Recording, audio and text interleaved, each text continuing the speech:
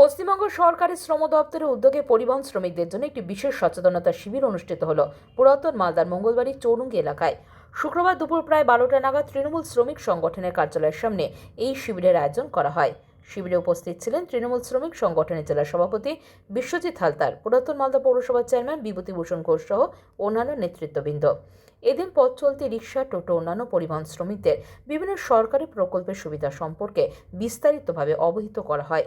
সরকারি সহায়তা কিভাবে পাওয়া যাবে, দুর্ঘটনার ক্ষেত্রে কী ধরনের আর্থিক ও চিকিৎসা সহায়তা মিলতে পারে, সেসব বিষয় নিয়ে শ্রমিকদের সচেতন করা হয়। আজকে আমাদের যে শ্রম দপ্তর, এই শ্রম দপ্তরের উদ্যোগে এবং আমরা যারা মমতা বন্দ্যোপাধ্যায়ের সংগঠন করি, মমতা বন্দ্যোপাধ্যায়ের পরিবারের সদস্য হয়ে আমরা সাধারণ মানুষ, পশ্চিমবাংলার সর্বস্তরের মানুষের হয়ে কাজ করি। আমরা সবসময় চাই আমাদের শ্রমিক ভাইয়েরা তাদের পরিবার সহকারে ভালো থাকবে, সুস্থ থাকবে।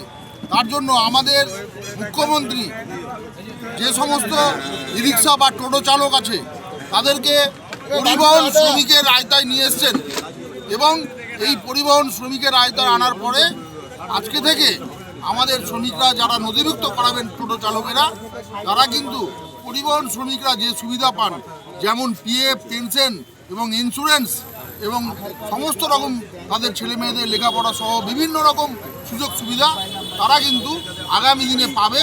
তাই জন্য আজকে আমরা এখানে থেকে ক্যাম্প করছি। আমি আবেদন রাখবো সর্বস্তরের শ্রমজীবী খেটে খাওয়া মেহনতি মানুষকে, বিশেষ করে আমাদের টোটো চালক ভাইদেরকে, তারা এই প্রকল্পের আওতায় আপনারা নিজেদের নাম নথিভুক্ত করান এবং সমস্ত রকম পরিবহন শ্রমিকের যে সুযোগ সুবিধা আপনারা পাবেন, আপনারা গ্রহণ করুন এবং আপনাদের পরিবার সুরক্ষিত থাকবেন, সুনিশ্চিত থাকবে। আবেদন করছি। আমরা এটা বলবো, আমাদের সরকার দিচ্ছে যে অ্যাক্সিডেন্টাল বেনিফিট 2 লক্ষ টাকা দিচ্ছে যদি দুর্ঘটনা জনিত কোনো কারণে